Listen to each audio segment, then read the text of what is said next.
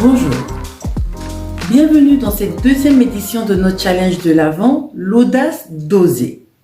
Aujourd'hui, pour ce 10e jour, nous n'allons pas déroger à la tradition et nous allons aborder un thème qui commence avec une des lettres du mot résilience. Je suis Marie-Sam, coach, formatrice et fondatrice de Risa S Consulting et Academy. La lettre choisie aujourd'hui est la lettre L. L comme liberté. Liberté, se libérer. Se libérer de ses peurs, se libérer du regard des autres, se libérer de ses angoisses, se libérer de soi-même. Êtes-vous prêt à vous libérer? Allez, c'est parti. Aujourd'hui, avec le mot liberté, j'ai presque envie de vous parler d'insouciance, mais ce n'est pas de cela qu'il s'agit. Il s'agit d'une liberté, d'un affranchissement qui permet non seulement de sortir de notre zone de confort, d'oser réellement, mais surtout de se retrouver en tant que soi, de retrouver notre réel moi. Plusieurs pistes s'offrent à nous, parce que quand on parle de liberté, vous pensez bien que ça peut partir dans tous les sens. L'interprétation, les peurs, les angoisses. Aujourd'hui, nous allons un tout petit peu aborder les peurs, les angoisses. Qu'est-ce qui fait que nous n'arrivons pas à avancer, que nous sommes paralysés à cause de nos peurs? Comment est-ce que nous pouvons nous libérer de ces peurs? Pourquoi avons-nous si peur? Pourquoi sommes-nous dans des angoisses telles que nous sommes paralysés dans des situations que nous maîtrisons habituellement? Je vous prends pour exemple cette personne qui expliquait qu'elle était complètement pétrifiée une fois qu'elle se retrouvait dans un groupe de 30 personnes, de 50 personnes, mais qui pourtant pouvait défendre un projet, pouvait complètement en parler, avoir les mots justes, les mots percutants, dès qu'elle se retrouvait juste avec 5 personnes, juste avec 2 personnes, et même comme elle le disait, même si elle se retrouvait en face du président de la République, elle n'était pas impressionnée. Mais pour autant qu'elle n'ait pas une assistance de plus de 3 personnes. C'est une personne qui arrivait à défendre de très gros projets, mais qui, par contre, n'arrivait vraiment pas à parler, à expliquer des choses qu'elle disait assez simples devant 30 personnes. Comment se libère-t-on de nos peurs?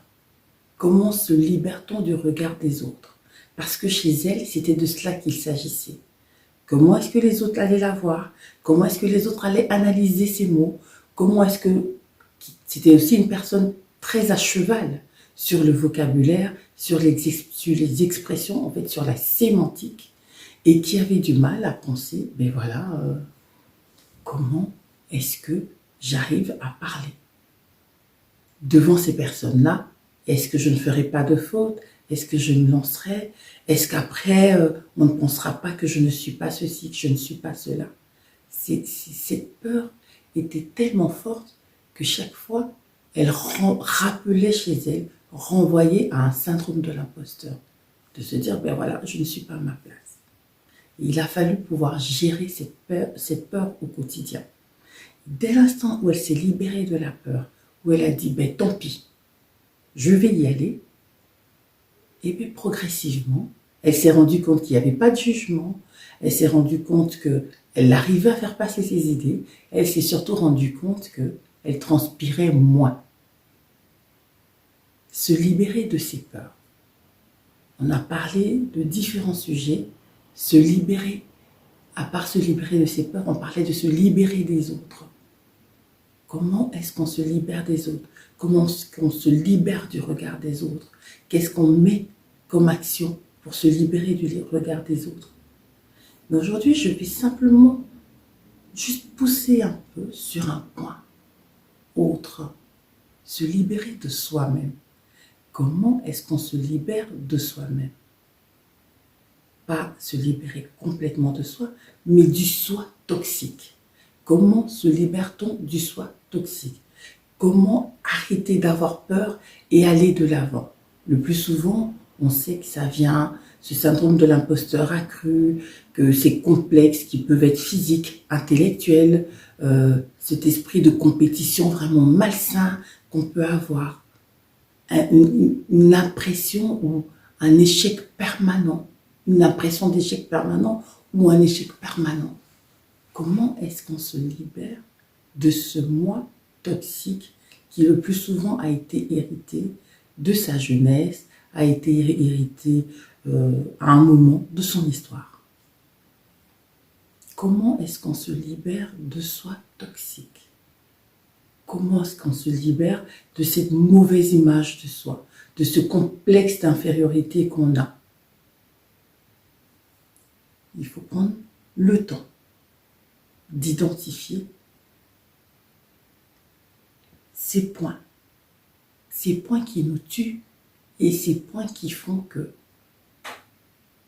l'autre n'est pas seulement la raison pour laquelle tout ne va pas bien, mais que nous aussi, on a parlé d'introspection, que nous aussi, nous devons revoir en nous ce qu'il y a de toxique et se libérer de cette toxicité.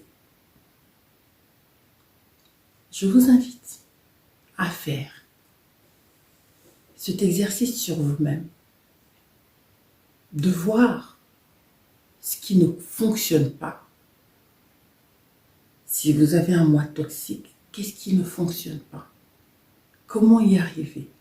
Un peu plus de bienveillance vis-à-vis de vous-même, être en face de vos responsabilités et vous libérer de vos peurs en allant de l'avant, en demandant de l'aide, en faisant des petits exercices, en se faisant accompagner, en se revalorisant. Je vous invite à faire ces exercices-là. Et je vous invite à vous libérer réellement, que ce soit des autres, de leur regard, de votre vous toxique, pour pouvoir réellement vous aimer tel que vous êtes. Vous vous aimez parce que vous êtes la personne que vous devez aimer en premier. Si jamais vous avez aimé cette vidéo, je vous invite à mettre un petit like, à la partager et surtout à vous abonner et activer la cloche de notification pour avoir une notification chaque fois qu'il y aura une nouvelle vidéo. En attendant, on se dit à demain pour un nouveau thème de notre challenge. À demain.